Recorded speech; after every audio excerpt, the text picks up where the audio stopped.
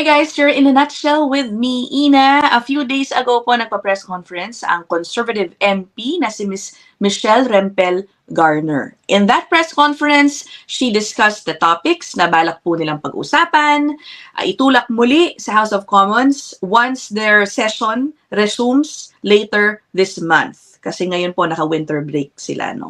Anyway, in that press conference, she identified tatlong crisis na sabi niya hinaharap ngayon ng immigration sector, kaya meron din siyang mga panawagan mula sa liberal government.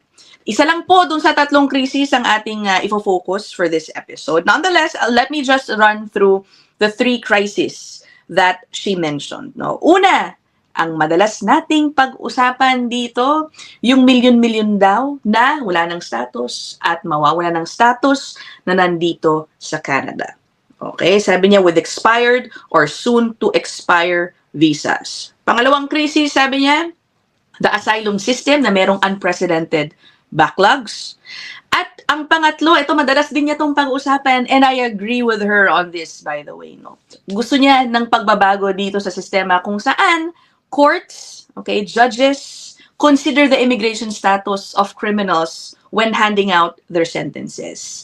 Ibig sabihin, meron po kasing mga kaso minsan, nako-convict ng crime ang isang non-citizen. Ngayon, pinapababa minsan, sinasadyang babaan yung sentensya para hindi ma-deport. May ganyan pong mga nangyayari, no? And I've actually discussed some of these cases in previous episodes. Okay, so anyway, ang focus natin, of course, hindi na kayo magugulat dito, yung millions of people who will be losing status. Ito na nga guys, doon sa kanyang press conference na nawagan siya sa liberal government na mag-present ng plano, parang exit plan para sa mga taong ito by the end of the month daw. Okay, by the end of the month. Sige, I will play a portion of her press conference which took place nitong January 16. Okay? Millions of people in Canada are currently on expired or soon to expire temporary visas.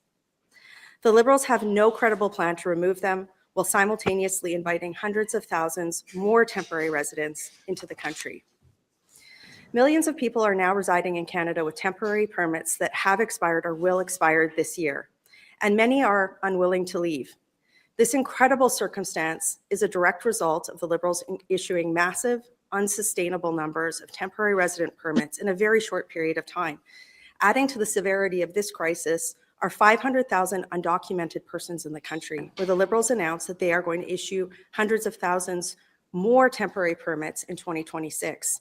The Liberals predicated these levels on the assumption that millions of people with expired or expiring visas will leave. This isn't fair to anyone. Undocumented persons are forced to work on a black market for labor, while Canadians are facing an acute housing shortage, a healthcare system failure, and youth jobs crisis. If the Liberals bring in hundreds of thousands of more temporary residents without a credible plan to remove millions of people who no longer have a legal reason to be in the country, these problems will only worsen. Okay, I like the point she raised, no, guys. Na yung issue ng addressing itong undocumented population, hindi lang po naghahanap ng solusyon para dyan. Solusyon whether i-regularize sila o maghanap ng way out, okay? It's not just to appease, not only to address the concerns, sentiments of Canadians who want less immigration, it is also to protect the undocumented population, diba? Mahirap maging undocumented dito. They are very vulnerable to getting exploited. Okay? So I like that she raised that point. Ngayon puntahan na po natin itong binabanggit niya na exit plan at ang kakulangan nito. That the Liberals are ignoring this reality through their policy choices is both uncompassionate and disturbing. Making the challenge of resolving this crisis worse, the Liberals did not implement an exit tracking system prior to inviting millions of temporary residents to the country, nor did they reform the asylum system to reduce the incentives for people with expiring visas to abuse the system in order to stay in Canada. On this matter, our call to action is this. In order for Canada to rebuild its consensus for immigration, the law must be enforced. Temporary has to mean temporary. So conservatives call upon the Liberal government to table a plan by the end of this month to tell Canadians how they plan to enforce existing Canadian law and get millions of people with expiring visas to leave Canada this year.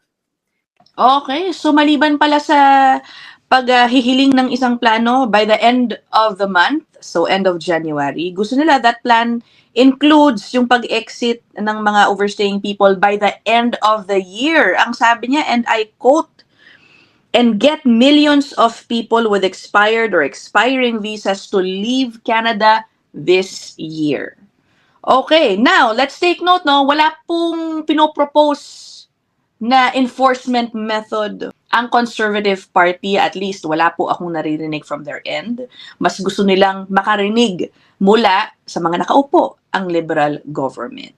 Okay, wala pong binabanggit halimbawa ang Conservative Party tungkol sa dapat merong parang ICE, okay, yung CBSA maging ICE. Wala po silang ganong binabanggit. And I raised that point because narinig ko actually itong idea ng ICE dito sa report na ito ng City News. This was just from a few days ago as well. This report also talks about yung mga mawawalan ng status. No? Let me take out the headline para makita ninyo. Okay, so this report interviewed an immigration lawyer na sabi nila in practice na daw ng almost 2 decades. Okay, and let me play this part. Only a fraction of the 2.9 million people living here will get permanent residency. Canada's admissions target was 395,000 in 2025. The Canadian government expects the rest of them to leave. Shawar, who's been doing immigration law for nearly 2 decades, says that's not going to happen. So we may be facing a situation like we have in the States, where we have ICE officers grabbing people in the US. We'll have CBSA officers grabbing people here. Whether or not that's a good look for Canada is something we have to look at as a nation and think about. Data. Okay. Oh, hindi ako nagsabi nun na siya. Sabi niya, we may be facing that type of situation. Okay, teka. Tanggalin ko po muna itong report na ito. What do you think about that? Do you think that is where the government is heading to, yung direction na yun na pagkakaroon ng, na parang ang CBSA magiging ICE? Okay, and I also raised this question because may nagtanong po sa akin sa comment section ko in an episode a few days ago, and I promised him I will address his concern. Tinanong niya ako, no, siguro dahil nga sa kakausap ko, kakadiscuss ko sa issue na ito, baka ang dating, gusto ko ng ICE. Parang ganon. Which, just to put it out there, I never said anything like that, no? Pero sige, I will put up his comment. Ayan. Hello kay David Paulo Ruiz. Sabi niya, legit question, gusto ko daw ba ng CBSA? At gusto ko daw ba yung CBSA to be like our neighbors down south, raiding and finding these persons with expiring permits? Hindi raw ba sapat na they would not be getting valid ID, healthcare, etc. to discourage them in staying here? If you want something like ICE, sabi niya, I don't think majority of Canadians want that. Okay, thank you, David Paulo Ruiz. And, okay, by the way, no, David Paulo Ruiz, naka-record na ako ng episode tungkol dyan. I will publish it maybe in a couple of days, in a few days. Kasama ko si Attorney Lou dyan.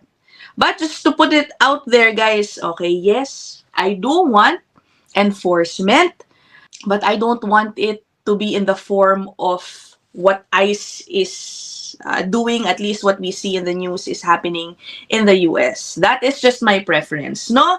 If you disagree with that, then let's just respectfully agree to disagree. Una sa lahat sa akin, I think what ICE is doing is just really promoting fear among people, not just among those who are illegals. I know some say, no, wala ka namang kailangang problemahin. Dahil wala kang ginagawa. Yes, yes, yes. But I personally don't want to be going outside my house and seeing people in masks, going around. Hindi po ganun yung gusto kong makita. Now, in that episode we will have later this week, na-record ko na po yan with Attorney Lou, we actually presented some ideas. Kami lang, no? Mga opinion namin on how enforcement could be done in a much less aggressive manner And kumbaga less cruel, no? Sabi nung lawyer, sabi niya, we may be seeing the CBSA like grabbing people, ganito, ganyan. Hindi po yun ang gusto kong mangyari, no? I think enforcement could be done without resorting to such aggressiveness. Una sa lahat, lalo na if we are only talking about overstaying people who have not committed crimes. Okay, guys, again, being undocumented in itself is not a crime. It is illegal, but it is not crime. So I don't want these people being dragged out of their homes. I don't want people in masks like knocking on doors of restaurants and asking kung sino doon ang illegal. Parang I don't think that is warranted. Okay, that's just me. If you have a different opinion, you can put them down there in the comment section. Actually, kaya ko rin po pinut up yung comment ni David Paulo Ruiz kasi I think maganda naman yung point niya, no? Tinatanong niya, hindi pa ba sapat na basta i-restrict lang yung access ng isang undocumented to health, services and other government services? Is that enough for you? If not, what do you want to see, when it comes to enforcement of immigration laws? Okay, again, basta meron po tayong mas detalyadong proposal doon sa paparating ko po na episode with Attorney Lou. Alright, so I will end this episode here. I will see you guys in the next one. Bye!